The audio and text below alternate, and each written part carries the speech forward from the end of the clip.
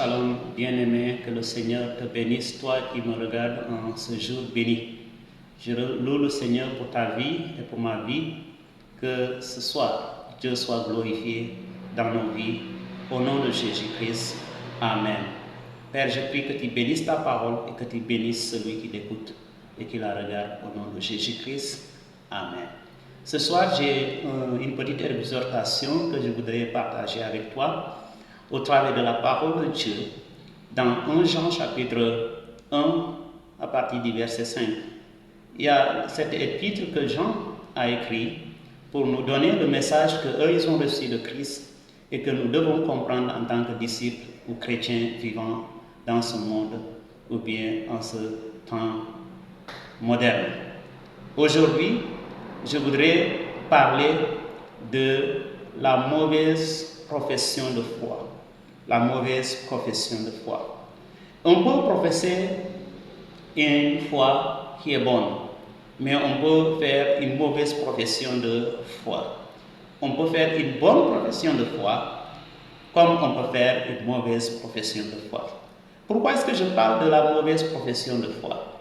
Il s'agit de celui ou bien de celle qui se professe ou bien qui confesse être chrétien, mais dont la vie ne reflète pas le christianisme et la parole de Dieu. Beaucoup sont ceux-là qui portent le manteau de chrétien. Beaucoup sont ceux-là qui ont fait des rites chrétiens.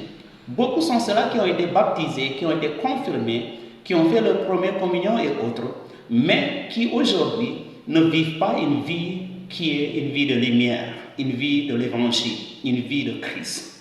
Christ est venu sur la terre pour nous donner l'exemple de comment est-ce que nous devons venir, de quoi est-ce que nous devons être et de qui est-ce que Dieu espère nous voir sur cette terre. Il espère voir ses enfants. La Bible dit que le monde entier soupire et attend la manifestation des fils de Dieu. Cela dit que le monde désire voir la lumière de l'évangile. Le monde désire connaître la parole de Dieu. Le monde désire connaître ce qui est vrai, ce qui est authentique. Mais aujourd'hui, les chrétiens ne sont pas authentiques parce que la parole de Dieu ne leur intéresse pas. Dans 1 Jean chapitre 1, verset 5, voici ce que la parole de Dieu, au travers de l'apôtre Pierre, nous dit. Il dit, la nouvelle que nous avons apprise de lui, c'est-à-dire ils ont reçu une nouvelle de lui, de qui? De Jésus-Christ. Et que nous vous annonçons. Et donc Jean voulait transmettre cette nouvelle-là qu'ils ont reçue de Jésus à nous qui sommes encore vivants aujourd'hui. Il dit, c'est que Dieu est lumière. Donc la nouvelle qu'ils ont reçue, le message qu'ils ont reçu de Jésus, c'est que Dieu est lumière. Et qu'il n'y a point en lui de ténèbres. En Dieu, il n'y a pas de ténèbres. Cela veut dire que Dieu est parfait. Dieu est bon. Dieu est pur. En lui, il n'y a point de ténèbres. Les ténèbres représentent quoi? Les ténèbres représentent le péché. Les ténèbres représentent tout ce qui n'est pas la volonté de Dieu et tout ce qui n'est pas en accord avec la parole de Dieu. Et donc, ce message-là était le message phare que Jean voulait nous faire passer. Que Dieu est lumière et qu'en lui, il n'y a point de ténèbres. Et pourquoi il veut nous donner ce message-là? Voici ce qu'il dit à la suite. Si nous disons que nous sommes en communion avec lui, avec qui? Avec Dieu, avec son esprit, avec son Fils.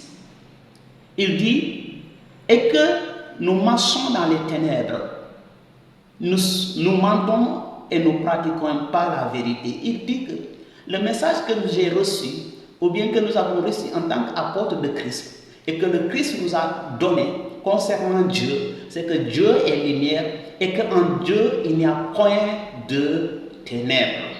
Et que si nous disons que nous sommes en communion, une communion, c'est un partage mutuel, une relation intime entre deux personnes. C'est deux personnes qui ont une relation intime, qui peuvent être en communion, qui peuvent être en parfait partage et relation. Deux personnes qui sont des ennemis ne peuvent jamais être en communion.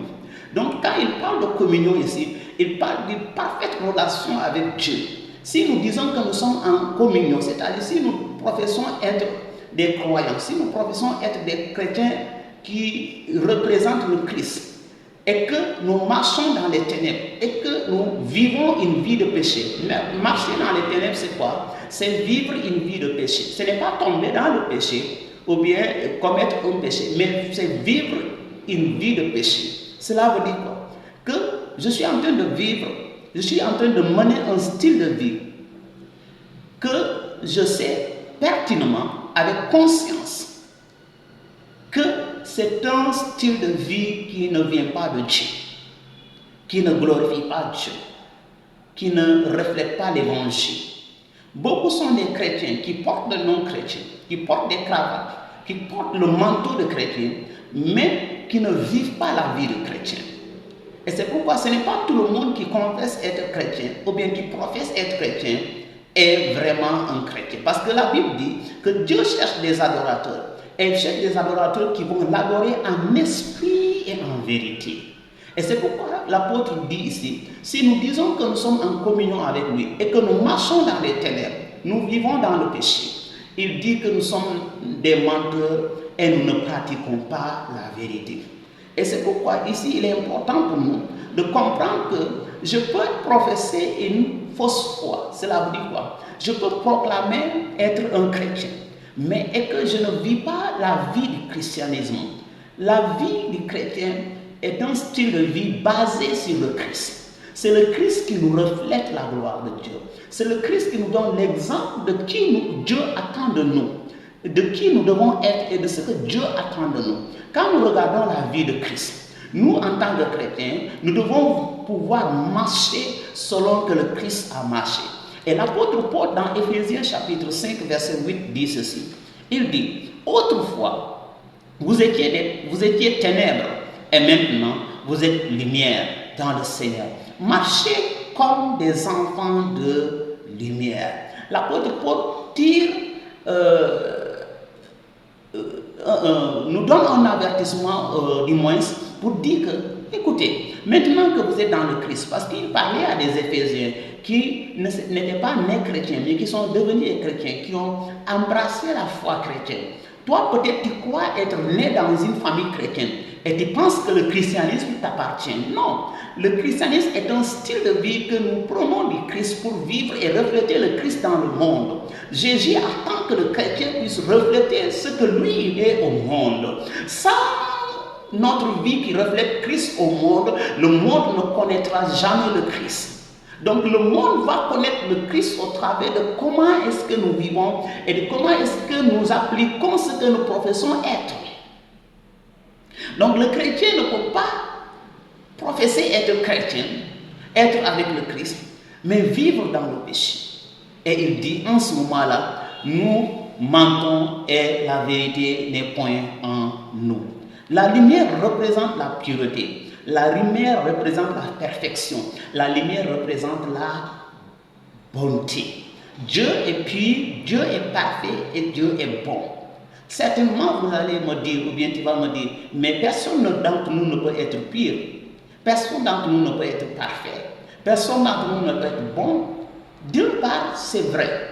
D'autre part, Dieu nous appelle à une vie de pureté. Dieu nous appelle à tendre vers la perfection.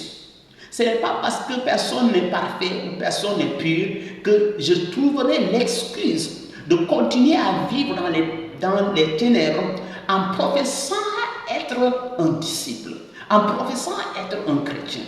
Et donc, il doit y avoir un réveil de conscience du chrétien pour qu'il sache que ce n'est pas parce que tout le monde fait ce qu'ils font que moi aussi je dois le faire, que moi aussi je dois l'accepter. Ce n'est pas parce que tout le monde accepte un mensonge que je dois l'accepter. La Bible dit quoi? Aujourd'hui, les hommes considèrent ce qui est mal comme bien et ce qui est bien comme mal. Donc, nous, en tant que chrétiens, nous ne devons pas marcher dans les ténèbres, parce que marcher dans les ténèbres, ça veut dire vivre expressement dans le péché. Nous ne sommes pas appelés à être dans le mensonge et dans la vie du péché. Jésus nous a transportés des ténèbres. Quand nous acceptons Christ, il nous transporte des ténèbres et il nous amène vers son admirable lumière. Cela veut dire quoi? Il nous transforme du royaume des ténèbres pour nous amener vers le royaume de Dieu, le royaume de son Père, le royaume céleste. Marcher dans la lumière, c'est marcher dans une vie d'obéissance à la parole de Dieu. Puis Jean, du moins, insiste que le chrétien puisse être quelqu'un qui marche dans l'obéissance avec une vie d'obéissance à la parole de Dieu. C'est ça qui veut dire marcher dans la lumière. On ne peut pas marcher dans la lumière en tant que chrétien si on ne connaît pas, la parole de Dieu. D'abord, la base de la vie chrétienne, c'est de connaître ce que la pensée de Dieu te concernant. La pensée de Dieu concernant l'humanité. Qu'est-ce que Dieu attend des chrétiens? Qu'est-ce que le Christ a amené comme message? Puis, Jean dit, c'est que Dieu est lumière et qu'en lui, il n'y a point de ténèbres. Donc, toi et moi, nous sommes appelés à vivre une vie de christianisme qui reflète la lumière de Christ, qui reflète la lumière du royaume de Dieu. Le chrétien ne peut pas tolérer le péché, encore moins vivre dans le péché. Nous sommes appelés à nous réveiller, à revenir à Christ, à marcher dans la lumière, à ne pas être des gens qui sont hypocrites, qui marchent dans le mensonge, qui viennent le dimanche bien habillés, qui ressemblent à des anges, mais qui derrière vivent dans le péché. Comment est-ce que quelqu'un peut se sentir à l'aise de venir le dimanche à l'église, de professer être chrétien et de continuer à vivre dans le péché? Si le Seigneur le permet, nous allons un jour étudier les différents types de péchés dans lesquels notre génération d'aujourd'hui est en train de succomber. Que le Seigneur te bénisse. Je prie pour que le Seigneur t'accorde, toi et moi, la grâce de marcher en parfaite communion avec lui, basant notre vie sur la parole de Dieu et reflétant le royaume de Dieu au travers de la lumière de Christ qui brille au travers de notre marche de chaque jour. Seigneur, je prie que tu bénisses mon frère et ma sœur. Seigneur, je prie pour celui qui souffre, celui qui lutte, celui qui est abattu, celui qui est affaibli, celui qui est malade. Amène la guérison. Amène ta paix dans nos vies, dans nos foyers, au nom de Jésus. Que les relations qui sont brisées, qui ne sont pas en parfaite communion, Seigneur, je prie pour une restauration, un rétablissement. Au nom puissant de Jésus, j'ai prié. Amen. Que le Seigneur te bénisse. Amen.